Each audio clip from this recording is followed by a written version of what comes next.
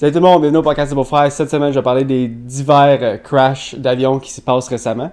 Puis pour la deuxième partie, je veux te montrer 2 vidéos carrément imbéciles, puis je veux ta réaction en temps réel, je te donne aucun warning. C'est bon, j'ai hâte de voir ça. Bien sûr. On y va.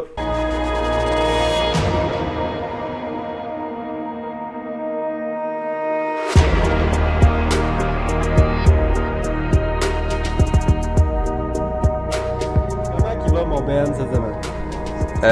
Ça va aller mieux tard à soir, mais que Canada gagne leur game en finale. Faut qu'il gagne. Fait que là, pour ceux qui savent pas, qui suivent pas le hockey, c'est le tournoi des 4 nations. Je pense que malgré le monde qui écoute pas le hockey, savent que ce game-là joue.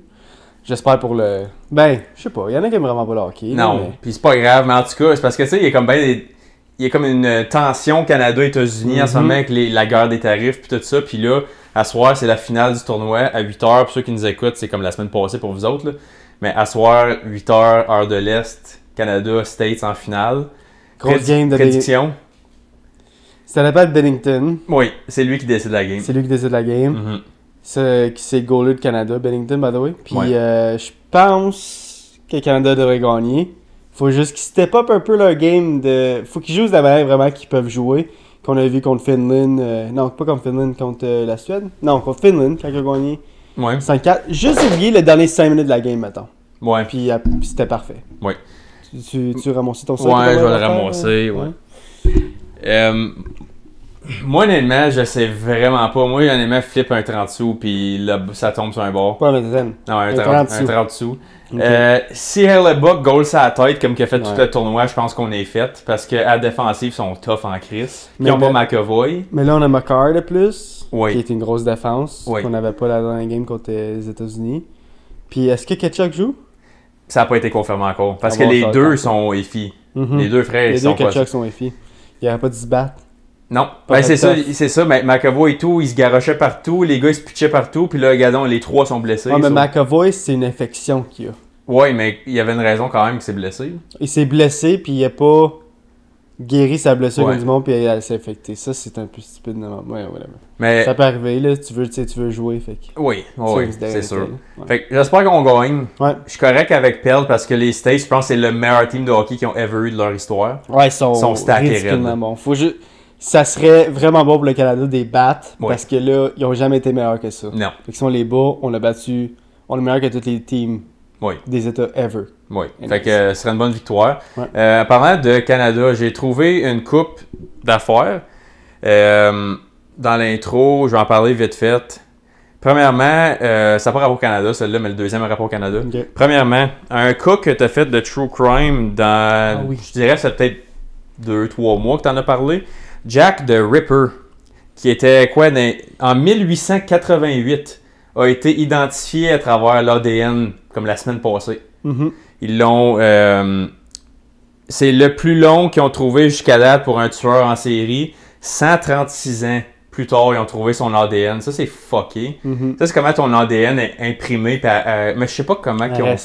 Man, 136 ans? La fin, c'est que je comprends pas parce qu'ils ont déjà testé beaucoup de choses puis ils n'ont pas été capables de trouver l'ADN de Jack the Ripper. Puis là, peut-être à cause de la technologie avance, ils sont capables de peut-être de tester des plus petites doses, mais il me semblait que la dose était vraiment trop petite pour savoir. Je pensais que c'était ça le problème. Ils ont trouvé son ADN sur un matériel qui s'appelle du shawl. C'est quoi un shawl? C'est comme une sorte de tissu. C'est une sorte de tissu, ça? Eh ben, ouais. Shawl, S-H-A-W-L. Ouais. C'est un flot, me semble. Ouais. Ok, ben. C'est un genre de flot. Puis son nom à la victime, c'était Catherine Eddowes en 1888. Son nom à Jack the Ripper, c'est Aaron Kozminski. C'est un barbier de la Pologne. Obviously, il est mort. Ça fait des années. Un petit bout, tu sais. Mais c'est fucké pareil parce qu'on en parlait puis tu disais c'était quand même un des plus notorious serial killers. Puis là, mais j'avais pas dit, me semble, dans le podcast qu'il était pour tester ou qu'il était proche ou que... Ben, t'as dit qu'ils ont trouvé comme des preuves de ses crimes à lui partout, mais ils pouvaient pas l'identifier exactement à lui. Puis là, tout d'un coup, ça vient d'être confirmé. 136 ans plus tard, nouveau record pour l'ADN. Fait que c'est pas mal cool. Ouais. Puis ça, c'est positif. Mais elle résout à tous les jours des crimes comme ça, que ça fait des années qu'elle essaie de trouver le perpetrator, comme le vilain. Comment le coupable. Le coupable. Ça fait des années qu'il cherche le coupable. Puis là, vu que la technologie est rendue vraiment bonne, c'est toutes des dernières années, puis hey, j'imagine pas les années futures. Là. Dans 5-10 ans, là, je suis sûr qu'une petite goutte de sang, on va savoir comme toute l'arme généalogique. Oui. Généalogique? Anyway, ce mot-là. Non, c'est génétique, généalogique. Généalogique, ouais, c'est ça. Généalogique. Excusez pour le petit moment légumes. On est un petit peu légumes, c'est correct. Là. Moi, c'est une grosse journée pour moi aujourd'hui. Deuxième chose, avant que je te laisse aller partir avec ton True Crime. Ouais. Nouvelle statistique qui vient de sortir par rapport, tu sais, comment le monde chiale des hôpitaux, puis ça prend longtemps, puis qu'il y a bien du monde qui rentre là pour rien. Ouais. La ville d'Ottawa, chaque hôpital a été confirmé à être beaucoup plus long en temps moyen d'attente que tous les autres hôpitaux à travers l'Ontario. Fun. Puis le numéro 1, CHEO, l'hôpital d'enfants. Mais c'est l'hôpital d'enfants. C'est un petit peu normal. Là. C'est l'hôpital d'enfants comme de la capitale nationale. Tout le monde sait ce qu'est CHEO. Mais je pense que ça n'accote même pas les hôpitaux au Québec. Je pense que les hôpitaux au Québec, c'est ridiculement plus oui, parce qu'il y a plus de demandes de médecins. Ben, la langue française aide pas avec ça, malheureusement, parce que en ce moment, avec, comme on sait, l'immigration de masse puis tout ça, il y a beaucoup de monde qui viennent de pays qui parlent aucunement français. Fait que c'est ce monde-là qui vont étudier. Comme moi, je m'en souviens, j'étais allé à la clinique pour quand j'ai eu mes blessures vaccinales puis tout ça. J'ai parlé avec des interns, puis je parlais comme 3 interns, c'était 3 qui venaient de l'Inde. Il n'y a pas un chat là-bas qui parle français. Là. Ouais. Fait que les autres qui viennent faire leurs études ici, là, ils s'en allent pas à Gatineau pas à Montréal. Là. Nope. Fait que, en tout cas, ça a l'air qu'Ottawa n'arrache en crise, puis ça a l'air que c'est comme en escalier. Là. Ça monte de plus en plus chaque année le temps d'attente moyen. Mais je regarde Hawkesbury, mettons un hôpital plus petit. Hawkesbury, me semble le temps d'attente il est vraiment pas long. Si je me trompe pas, Hawkesbury, ils vont pas pire, ouais. Hawkesbury, depuis les rénovations, Hawkesbury, ils ont comme step up un peu. Fait que si jamais vous êtes proche d'Hawkesbury, puis vous avez le choix entre Hawkesbury et Ottawa, allez à Hawkesbury. Ouais, allez pas à Ottawa, sérieux. Perf, t'as-tu fini, là? Non, excuse-moi, dernière affaire à Canada, ça et tout, ça rapport au crime. Un homme de Toronto a été arrêté. Son nom, c'est Lajos Gallamb. Il a 24 ans. Voici sa photo, je vais le mettre à l'écran. Guinness World Record du Canada. Il y a plus de 400 chefs d'accusation contre lui au moment où on se parle. Et puis, ta minute, c'est à la police de Toronto. Quel âge? 24 ans. Pro. Plus de 400 chefs d'accusation qui vont être portés contre lui. Nouveau record, comme je viens de dire. 193 break and enter depuis janvier 2004. Ça fait un an. 2004? 2024, excuse. Okay. Dans le dernier 13 mois, il a été confirmé, il y a eu des plaintes contre lui de 193 break and enter, 195 break and enter à Waterloo, Guelph, London, York, Peel et Durham. Comment ils ont je sais pas, man. Savoir 195? Crime, je pense pas qu'il y a 195 personnes qui avaient des caméras de surveillance dans leur maison puis ils ont des preuves concrètes contre lui. Tu sais qu'il va se faire accuser, mais pas retrouver coupable des 195. Ben c'est sûr, là. En tout cas, ça regarde. Mais ça va être un hostie de long procès. Ça, je peux vous garantir. Ça doit être long. Faire chaque chef d'accusation, ça va être long, hostie. Puis, il y a, comme j'ai dit, il y a 1, 2, 3, 4, 5, 6, 7 juridictions qui sont impliquées dans sa poursuite. Toronto, Waterloo, Guelph, London, York, Peel, Durham. Okay. 7 comme poste de police. Ouais, comme c'est ça, il y a 7 corps de police impliqués dans l'enquête. God damn. Nouveau record canadien. Fait que... Bravo, Jean-Bion. Ça s'en va dans le Guinness, ça a l'heure. C'est ça qu'il dit jusqu'à date. Hey boy. Anyways, on va y aller avec le True Crime, qui est pas vraiment un True Crime cette semaine. Je vais passer par-dessus un petit peu de True Crime quand je vais parler de 9/11, parce que je vais parler un petit peu de 9/11, pas beaucoup. On va pas rentrer en tangente, puis on va pas y aller en deep dive comme que moi et Ben on est capable d'aller. On va juste frotter la surface. Ouais. Fait que je sais pas si tu as vu récemment, il y a beaucoup de crashs d'avions que tu vois sur les réseaux sociaux, right? Partout. Tu les vois beaucoup. Puis moi, ma question cette semaine, c'est est-ce qu'il y a beaucoup plus de crashs d'avions en 2025-2024 qu'il y en avait des années précédentes?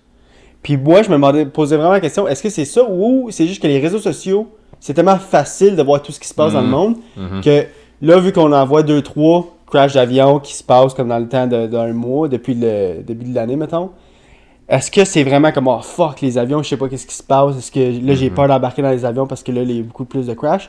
Ou c'est juste parce que ça passe plus facilement sur nos réseaux sociaux? Moi, je pense que c'était pour ça.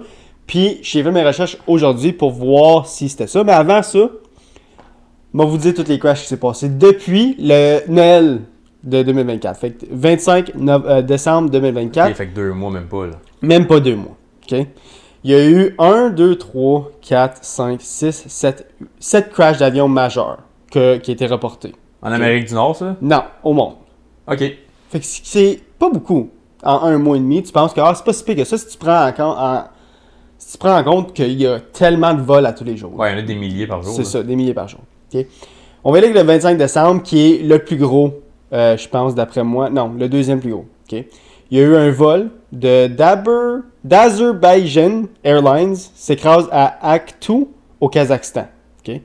Lors d'un atterrissage d'urgence après avoir été vraisemblablement endommagé par un missile russe. Sur les 67 occupants à bord, 38 personnes ont été tuées. Ok. Fait que là, le death toll est à 38. Plus la moitié. C'est ça. Ok, c'est beaucoup. Mais c'est beaucoup, mais c'est vrai que c'est juste la moitié, mettons. Ben, Juste c'est. la moitié des personnes sont Ça mortes. dit-tu combien comme en état critique ou les autres sont juste. J'ai pas vu. Puis ça vient de Kazakhstan, fait qu'est-ce qu'il y a Ouais. les stats? Probablement pas. Fair enough. On va aller le 29 décembre, juste 4 jours plus tard. Il y a eu le vol 2216 de Juju Air. Un Boeing 737 s'écrase sur un talus et explose alors qu'il tente d'atterrir à l'aéroport international de Muan, en Corée du Sud. Sur les 181 occupants à bord, 179 sont tués. Cet accident est le plus meurtrier impliquant un Boeing 737 et l'accident aérien le plus meurtrier survenu sur le sol sud-coréen. Il y a eu seulement 2 survivants. Puis c'était qui, tu penses, ces survivants? Les pilotes? Non. Les deux, flight attendants qui Ouais. étaient en arrière du cockpit, mais en avant de tout le monde. Fait qu'ils étaient dans leur petit cubicule, mettons. Puis c'est les 2 seuls survivants. Chris, que. Je sais pas. C'est vraiment la chance, puis tu sais pas... Tu sais, on va dire dans le crash d'avion, là, puis je te dis, prends une place dans le crash d'avion, il y a 2 personnes qui vont survivre. Faut que tu pognes ta place dans l'avion. Où tu vas aller? Tu sais pas. J'ai aucune Parce idée. que c'est de la chance. C'est de la pure luck, là. Tu peux tomber d'une façon... Puis là, je vais parler du vol qui est de récent de Toronto. Mhm. T'en as entendu parler. Ben oui.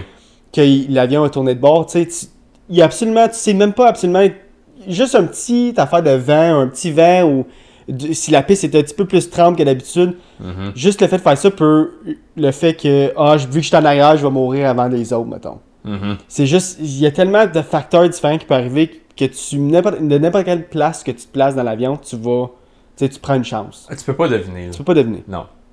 Fait que, donc, un mois plus tard, le 28 janvier, fait qu'il y a eu un mois qu'il n'y a rien eu. Mhm. Le vol 391 d'Air Busan, un Airbus A321, opérant de Busan à Hong Kong, a pris feu peu avant son décollage à l'aéroport international de Guémé. Les 176 personnes à bord ont survécu avec seulement 7 blessés.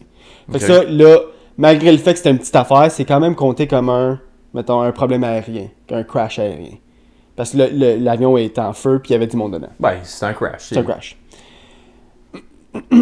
Le 29 janvier, le lendemain, un Beechcraft 1900 de Light Air Services qui transportait des travailleurs du pétrole s'est écrasé peu après son décollage de la piste d'atterrissage JPOC Unity au Soudan du Sud.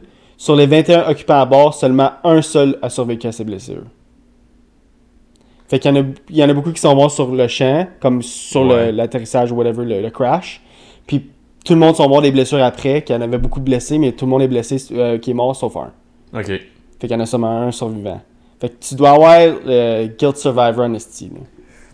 C'est mieux que mourir pareil, je trouve. Là. Ben oui, mais hey, je sais, tu vis avec tes blessures, puis là tu vas avoir des cauchemars le restant de tes jours. Il y a des bonnes chances. Mais toi, tu trouves c'est mieux. Survivre. Ouais. Ben, si tu tiens à la vie, Ouais. why not, tu sais. T'es vraiment chanceux en tout cas. Achète-toi un 640. J'espère pour cette personne-là qu'elle a encore tous ses membres. Là. Ouais. Ouais. Elle va pas avoir une belle vie. Elle peut continuer à avoir une bonne vie, comme dépendamment de comment c'est être traumatisé ou whatever la personne. Là. Ouais. Puis il faut pas oublier que c'est de l'armée. Le travailleur du pétrole. Ah non, pétrole, c'est vrai. Laisse faire. Fait que j'ai rien dit. Le 29 janvier, la même journée. OK? Fait que là, il n'y en a pas eu pendant un mois, mais là, il y en a eu un le 28 puis deux le 29 janvier. OK? Il y a eu aussi la fameuse collision sur le fleuve Potomac. Tu l'as sûrement entendu. Ouais. Le vol 5342 d'American Eagle, qui est un sous-traité d'American Airlines, est entré en collision avec un Sikorsky UH-60L, c'est un hélicoptère de l'armée, au-dessus du fleuve Potomac, tuant les 64 personnes à bord de l'avion et les 3 personnes à bord de l'hélicoptère. Fait qu'un autre 67 personnes à bord, tout le monde est mort là-dedans. Excusez. Qu'est-ce qui est weird de ça, c'est que ça n'aurait dû jamais arriver. Personne ne sait pourquoi ou comment que les deux ont rentré en collision sans que les deux aient dit « Hey fuck, il y a un hélicoptère » ou « Hey fuck, il y a un avion ». Puis j'ai vu le clip, là. L'hélicoptère, elle bouge pas. Non. Comme, elle est plantée là. Elle est pas si haute que ça. Comme, il venait de partir, hein, l'avion? Oui, non, l'avion atterrissait. Ok, ouais, c'est ça, il était bas. L'hélicoptère, elle bouge pas pantoute, elle est juste sur place. L'affaire, c'est vraiment pas, je pense pas que c'est l'avion, parce que l'avion, tu peux peut-être pas l'avoir parce que tu descends, right? Fait que tu vois juste en avant de toi, puis la contrôle aérien a dit, t'es clear pour descendre. T'es clear pour descendre. Descends de cette manière-là, descends droite, tu vas être clear. Puis paf, tu rentres en collision avec un hélicoptère. Puis tout le monde est mort. Tout le monde est mort. Il y a rien que les pilotes ou que n'importe qui à bord aurait pu faire pour se sauver. C'est ça. Parce qu'ils ont fait leur job. Ils ont fait leur job. La black box le confirme. Ouais. Mais ça a été dit plusieurs fois à l'hélicoptère, hey, vous avez pas le droit d'être là, by the way, faut vous partez. Puis l'hélicoptère a dit plusieurs fois, oui, on s'en va, puis ils sont jamais partis. Ils ont juste resté là. Parce que comme j'ai dit, ils bougent pas eux autres. Fait qu'ils sont pas en train de physiquement.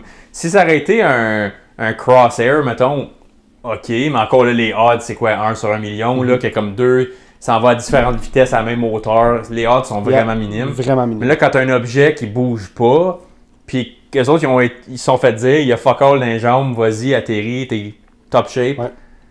Pas fort. Mais des mid-air collisions de même, c'est très rare t'en voir. Ben oui. Très, très, très rare t'en voir parce que ça arrive pas. C'est bien réglementé. Ouais. Puis les Watchtower, habituellement, là, sont supposés d'être à... Tu sais, ils ont fait leur job en disant à l'hélicoptère, hey, vous avez pas le droit, puis en pensant, oui, on s'en va. Puis là, ok, ben il doit être parti. Puis là. Fait que c'est l'hélicoptère qui est dans le tort là-dessus à 100% de bord.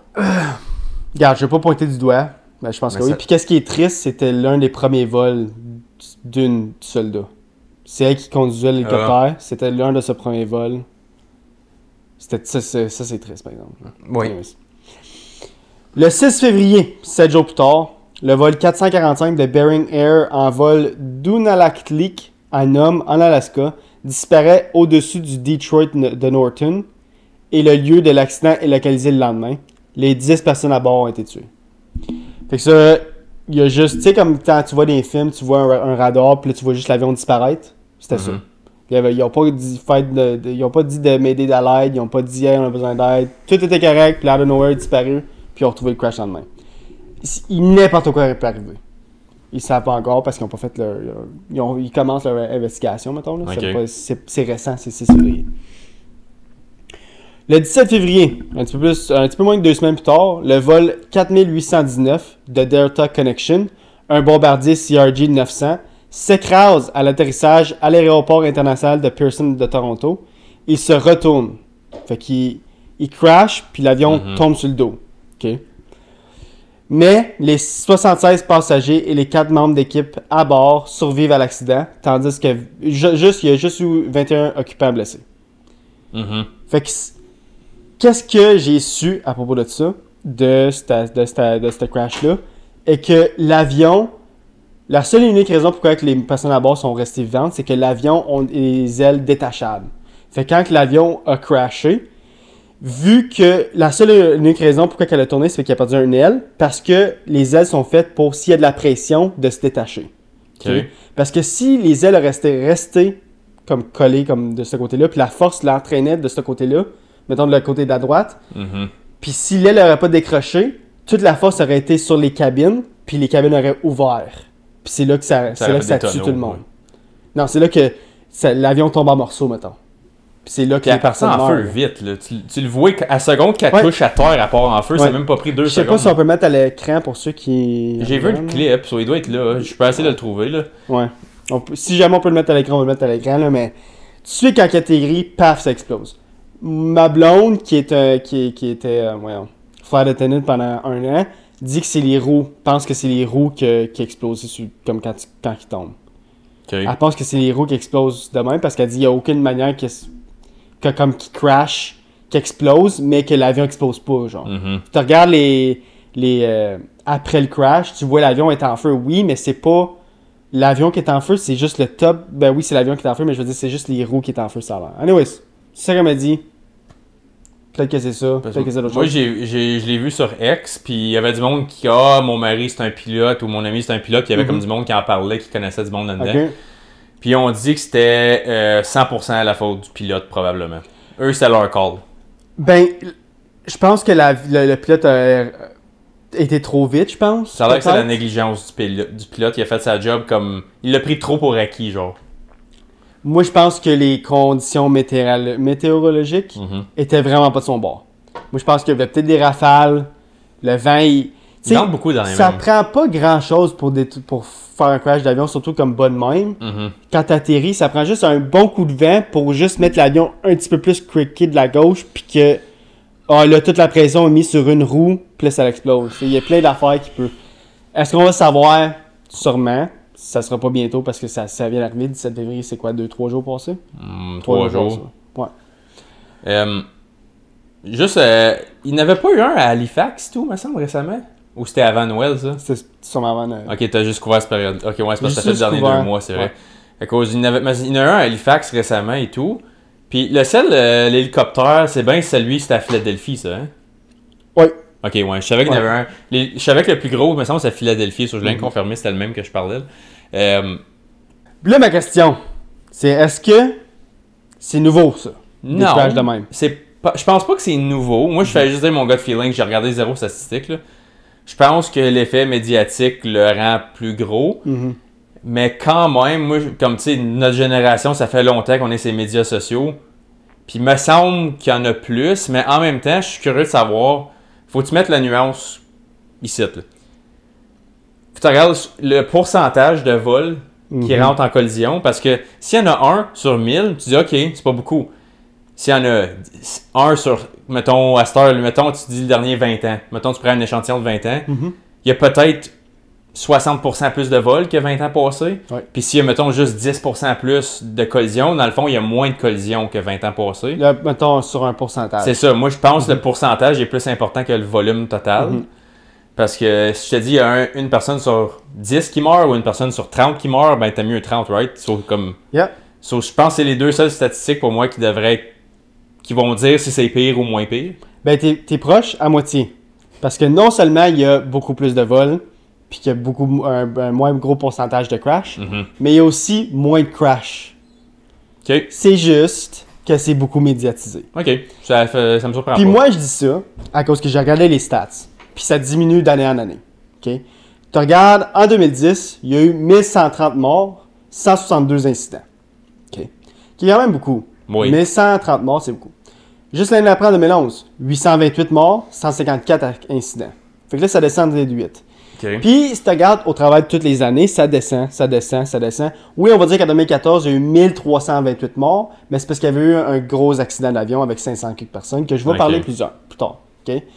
Mais ça reste quand même 800, 629, 399, 578, tu sais, ça diminue à chaque année. Puis le nombre d'incidents, 122, 123, 102, 101, 90, là, ça remonte à 113, ça redescend à 100, 82. Puis un record de 2024, je sais pas si c'est juste la moitié de l'année. Je pense que c'est toute l'année. La statistique vient de toute l'année 2024 au complet.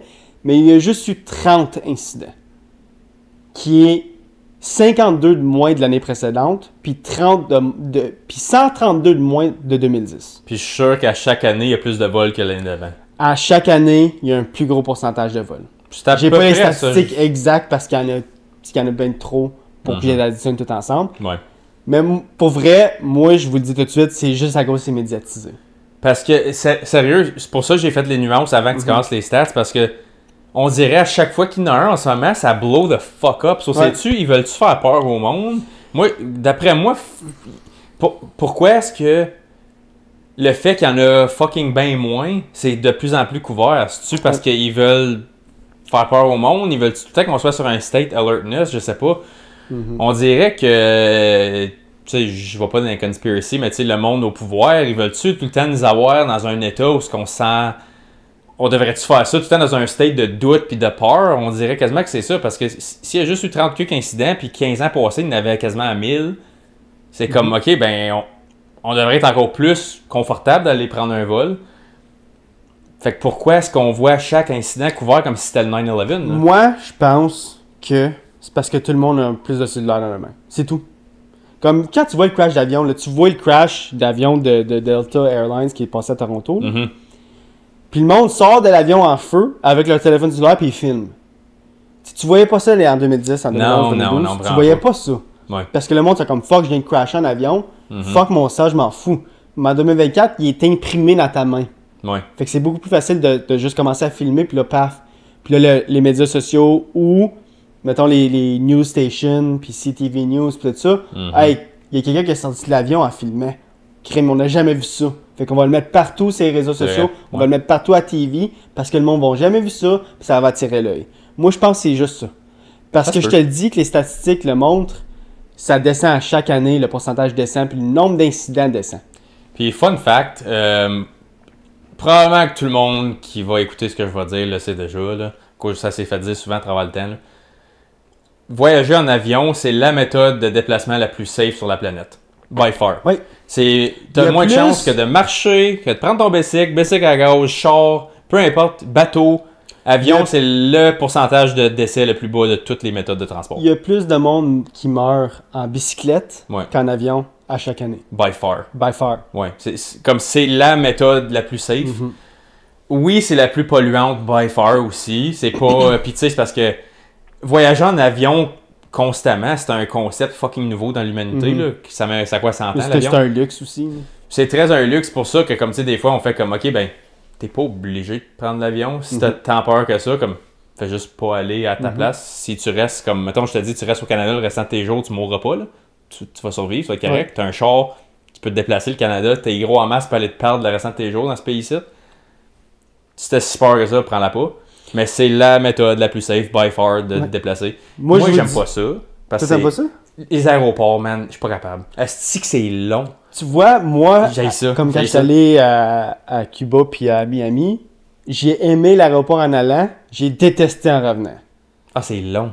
En allant, c'est parce que t'es excité pour le voyage, tu sais, puis là, t'arrêtes au bar, tu prends une petite bière, tu prends un petit snack, tu regardes partout, mais en revenant, tu veux juste arriver chez vous.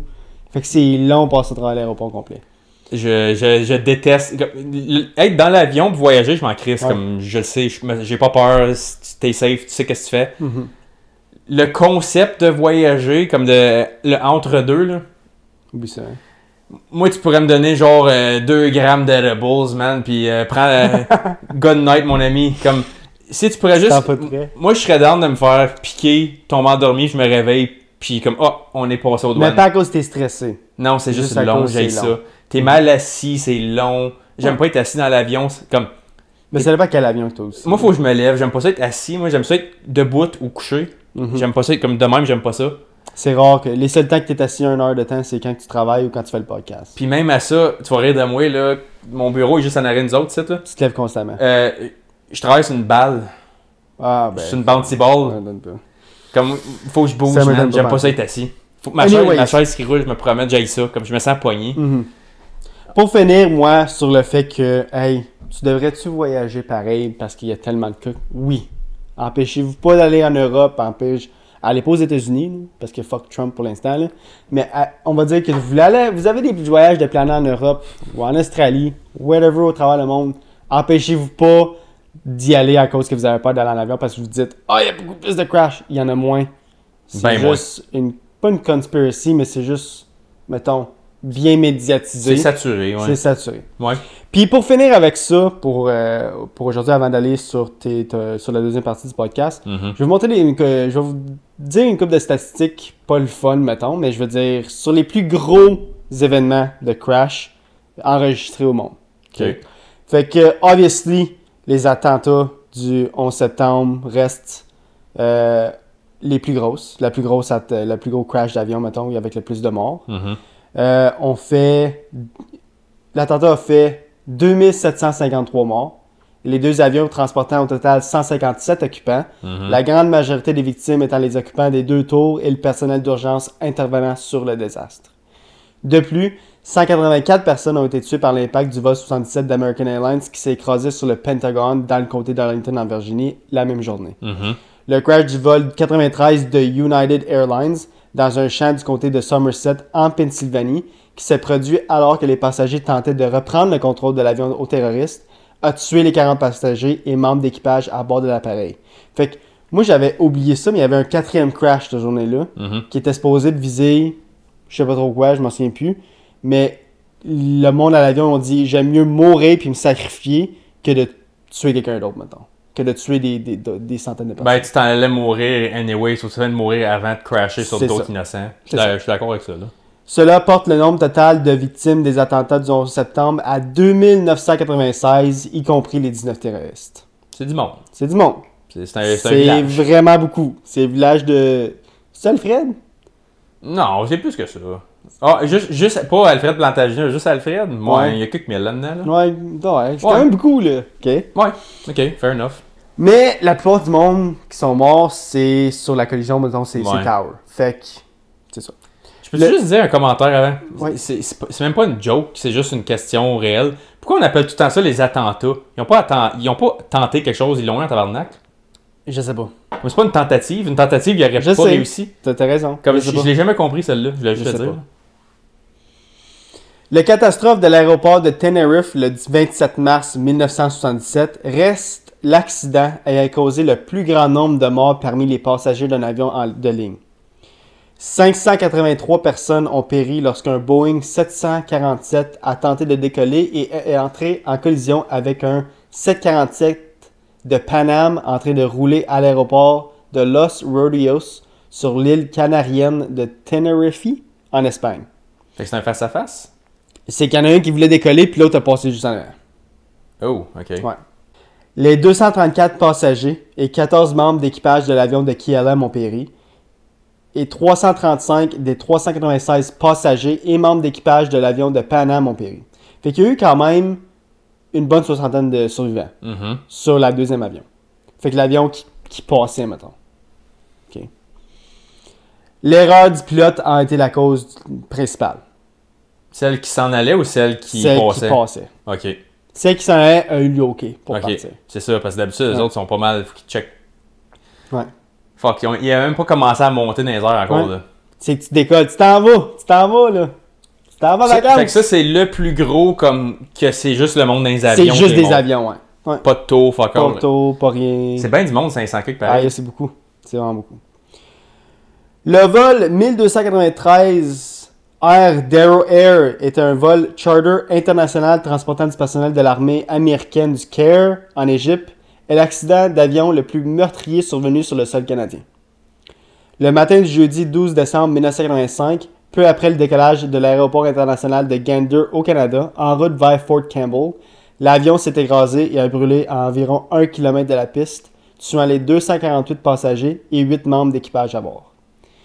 C'est beaucoup! Man, c'est vraiment beaucoup, le 250. C'est du monde. Puis ça termine mes statistiques. Je voulais juste mettre une coupe de stats de plus à la fin. Moi, ça m'empêchera pas d'aller dans l'avion.